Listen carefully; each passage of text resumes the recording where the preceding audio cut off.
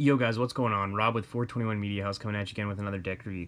This week I've got the Orbits by Chris Orbit Brown. This deck's really interesting. It's got a phenomenal story.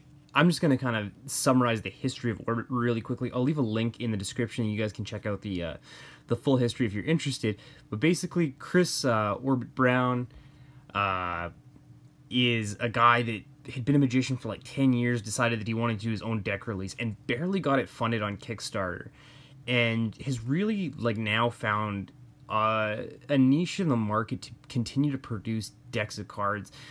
And these are just super popular, very in demand. I think all of them are limited edition. I think they only print about 5,000 decks of each one.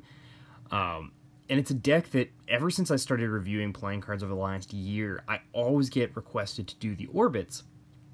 One thing that I kind of decided with this particular version of the Orbits to do the 6th edition is because they've got this, and I know all of them do, but these ones in particular, I liked the color scheme, and I liked the kind of UFOs on the deck and the alien theme, because people that know me and listen to the podcast and watch some of my content and stuff like that know I love to sit down and talk conspiracy theories. Maybe drop your favorite conspiracy theory in the comments below and we'll discuss that. And I would love to chat conspiracy theories. I know some of the past podcast guests have requested I do a podcast discussing conspiracy theories, and we'll sit down and we'll just chat conspiracy theories. So, yeah, we'll take a quick look at these. So first of all, the tuck case is like a matte paper, very simple design. The thin white border around the outside with this orbit band on it. It gives you kind of a sneak peek of what to maybe expect from the back design on the front of this. I don't know quite what this. Oh, the 23 up in the corner here. It's Chris Orbit Brown's number. And then we've got the UFO swoosh on the bottom here. It says 6th edition on one side of the tuck case. It says distributed by orbitbrown.com, and it has an address on it, illustrated by Daniel Schneider. And then the back of the tuck case here is the back design of the playing cards. I really dig the back design of these. So let's crack these guys open quickly and we'll take a look on the inside. There's a reveal, hashtag the Orbit deck. On the inside of the tuck flap there. There's nothing else on the inside here. It's just that cool green color. I do dig this tuck case. It's an interesting tuck case. So as far as ad cards goes, you're going to get a double backer and you're going to get an extra 8 of spades, which is cool. Makes this deck very accessible to magicians.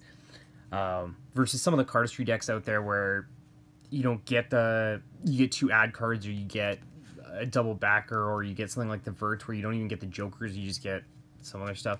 You do get the identical jokers of the aliens riding the bicycles. I think this is just super silly and fun. I do dig the matching jokers there. You can tell designed by a magician when you see that kind of thing. Ace of spades, again, you get that number 23 down there. Persistent Ensure, the Orbit deck, orbitbrown.com. And then there's the astronaut standing on what appears to be the moon looking down at the Earth. I think kind of a neat little feature. These are not quite black. They're a very, very, very dark green color on the pips and indices. They are unique to this deck. Something that has become more and more common.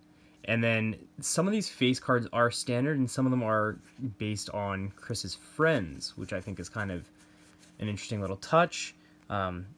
I don't think this is the standard red color. Unfortunately, I don't have a deck of standard playing cards in front of me right now to compare, but they are a fairly dark red. I don't know how well it's going to show up. Again, we'll take a quick look at these unique faces. As I had mentioned, these are, I actually thought at first that these might be astrologers, but they're all actually magicians and singers, friends of Chris's, like I said. Again, that same darker green color on the clubs. The royalty, again, unique royalty, which is kind of cool. And then the diamonds. One thing that I've noticed while I've had this deck this week is, first of all, people that aren't even magicians have been coming up to me being like, dude, that deck is so cool, what are those? And there's not a whole lot of people or decks that I've done before where I handle them in public and I'm practicing cardistry on the bus or in a restaurant while I'm waiting for food, and people ask about the cards. So that's kind of an interesting thing about this particular deck. One other thing is, because the faces are so plain and simple with this deck, It is something that you can kind of keep around if you're just looking to have a cool deck of cards to play poker with. Or just something unique to play cards with your friends with that aren't too wild or unreasonable. One other thing that you do get with the back design of these cards is you do get the fan pattern with them, which I think is kind of cool. There's nothing on the reverse fan. Yeah, like I said, really cool back design, very accessible. I find that there's just a lot of cool appeal with these. These are printed on the USPCC premium cardstock. Anybody that has felt the Memento Moris, which are a very popular deck, these are printed on pretty much the same cardstock. I think they're very similar in terms of thickness, so it is a crushed premium stock that we're dealing with. And they glide like butter. I'm convinced.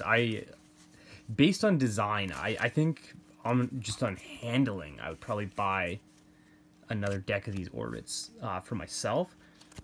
One thing that I do like also is the simplicity in the back design. There's not a whole heck of a lot going on, but you do get those cool UFO shapes flying over the trees and then the circle in the back.